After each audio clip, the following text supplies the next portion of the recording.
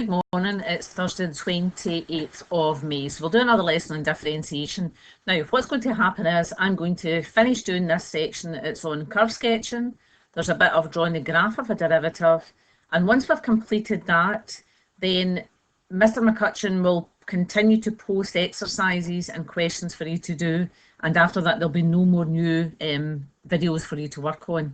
Okay, now it will take about another week or so to get that done, and then after that we will just try and do sheets to consolidate all of the knowledge that you've acquired through your videos.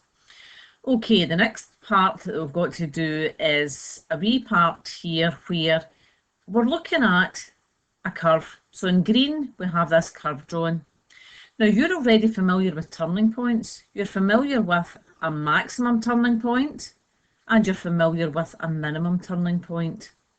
Okay, so you should be able to recognise them. Now we've talked about the gradient of a tangent to a curve. The gradient of a tangent to a curve is a derivative. It's f-x or dy by dx, whichever notation you're using. Now if you look at that turning point there is a tangent drawn at that turning point. What do you notice? The gradient of that tangent is 0. There's another one there. What do you notice about that tangent? The gradient of that tangent is 0. So that means that those two turning points, the gradient or f-x or dy by dx is equal to 0. So that means that if you're asked to draw something when you're given a curve, then you can locate where those things are by making the gradient of the tangent equal to 0. Now there's another wee turning point here which you're not familiar with. So it's like a parabola, but instead of turning and coming back down, it turns and it goes back up. That is called a point of inflection, and there is a gradient of the tangent, or there's a wee tangent drawn there in red, and the gradient is equal to 0 again. Okay, so there's one stationary point, two stationary points, three stationary points. So stationary points are where you get a maximum turning point, a minimum turning point, or a point of inflection. Right, now I'm going to just read over some of this. Okay, so what I'll do is I'll change the view so we can see it all. Okay, so we'll go to a full page. Right, so what you can see is there's a wee curve drawn there. At 3 points on the above graph, the gradient of the tangent f-x is 0. Now, that's there. There's a tangent is 0, gradient is 0, it's flat. Gradient is 0, it's flat. Gradient of 0 is flat. So that's at those 3 points. So those points are called stationary points. There are different types of stationary points. At B, so there's B there, so it comes up and then it turns, but then it continues to go up. That's called a point of inflection. That one you've not seen before. You may recognise it from the graph of y is equal to x to the power of 3. Okay, but you haven't formally been taught that. Right, so there's also a turning point, which is a maximum turning point at C, and there is a minimum turning point at D. So you can see again, gradient of the tangent to the curve is equal to 0 at those points. Now, they're all different types of stationary points. Now, we will be asked to draw a curve, given the equation, and we've got to locate where these are. But we now have a clue. We've got a clue. A curve wherever dy by dx is equal to 0, and that's what we're going to use. Now, before I move on to that, those things there are called stationary points. I've said that. Now, if we look at the other parts of the curve, between A and B, so there's between A and B, what's happening?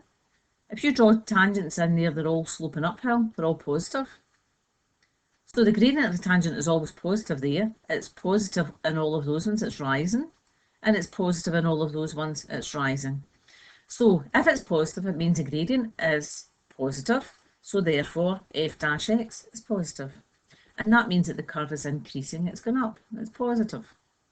Okay, now between C and D, we can see that that is falling. So the equation would give us a tangent where the gradients are all negative.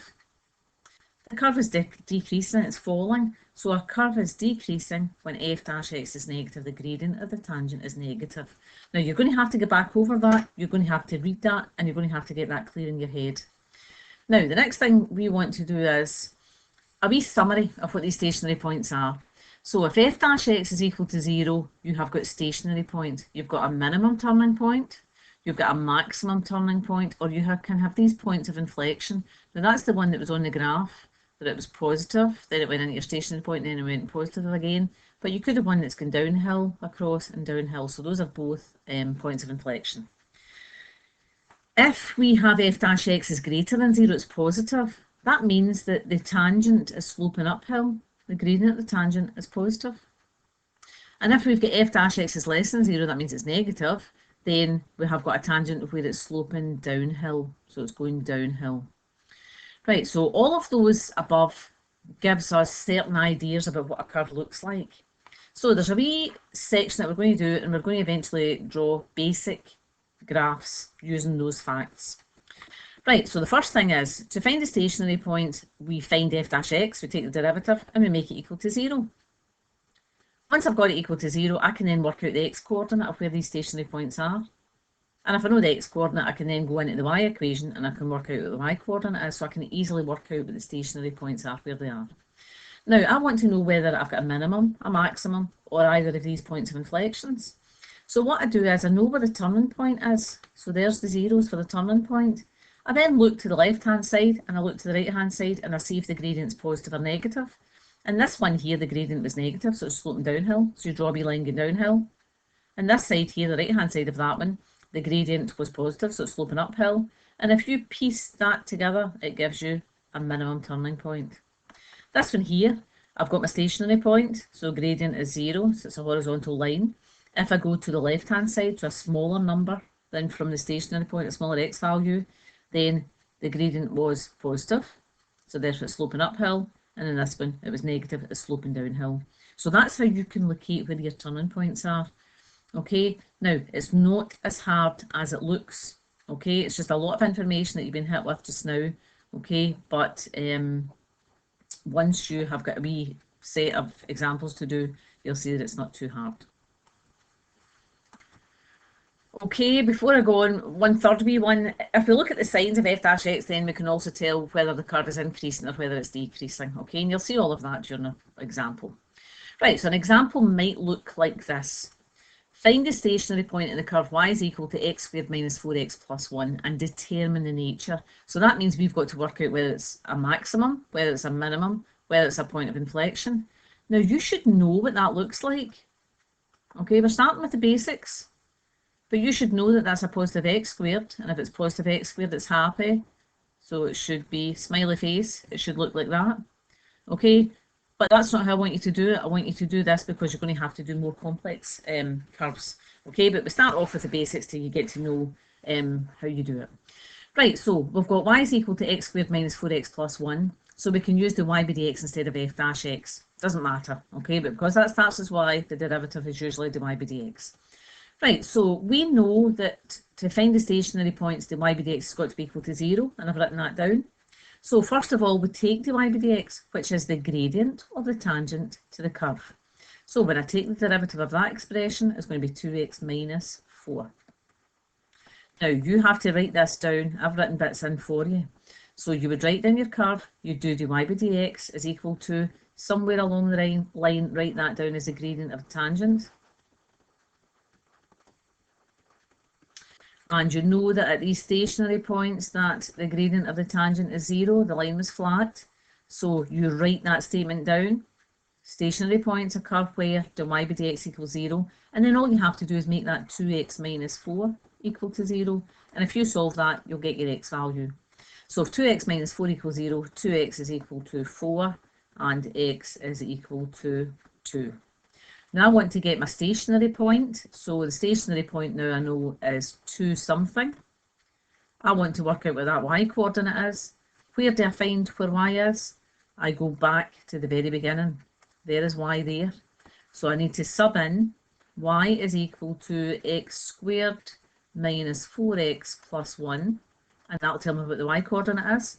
So I've worked out the x was 2, so that would be equal to 2 squared minus 4 times 2 plus 1, which is 4 minus 8 plus 1, which is minus 3. So that's how you find out what your stationary points are. That's us, we've done it. Now the next thing I need to do is I need to find out where the graph is increasing, where it's decreasing.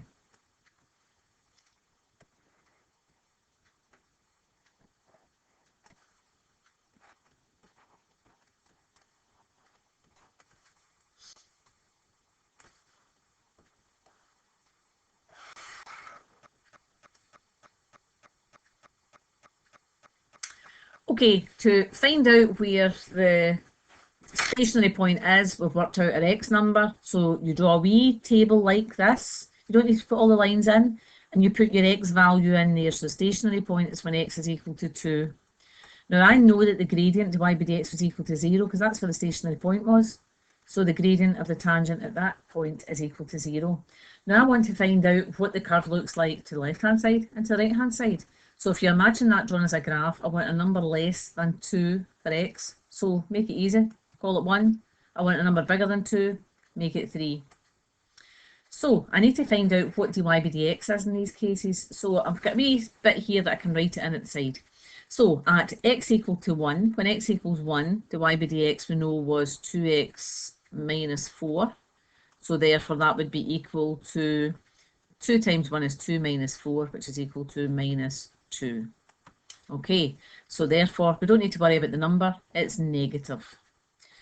And if you were using f dash x, then f dash x, the x number was 1 and would work out to be minus 2. So that's just a different notation. Okay, you only do one, but it's still let you see that both can be used. Right, now the other x value that I've chosen that was bigger than 2 is 3. So when x is equal to 3, dy by dx is equal to 2 times 3 minus 4. 2 3s are 6, 6 minus 4 is equal to 2. I'm not interested in the number, I just want you to know it's positive. So it's positive. Right, now if you were using fx instead of y, then f dash x and the x number we're getting here is 3 and the gradient is, that should be a 3 in there.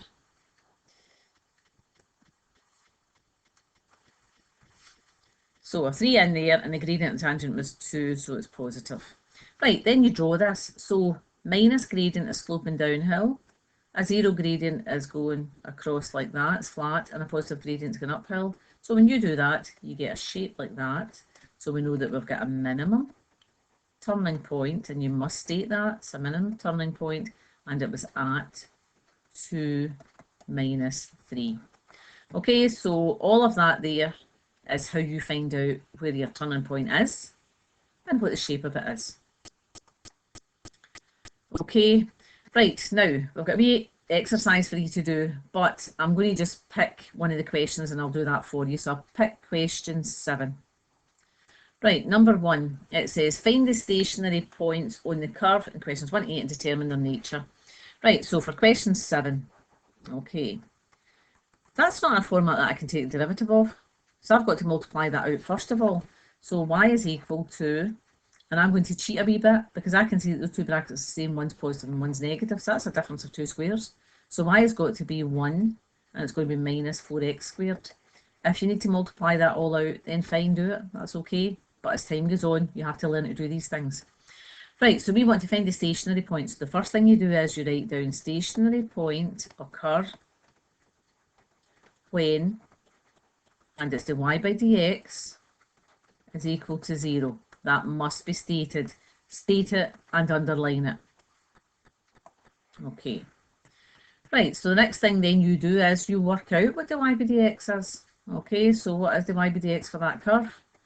Take the derivative, so dy by dx, and that is equal to the gradient of the tangent. Keep that in mind. Okay, I'll just write down gradient, but it's the gradient of the tangent to the curve. And that is equal to derivative of 1 is 0. Multiply by the power, take 1 away from the power, is minus 8x.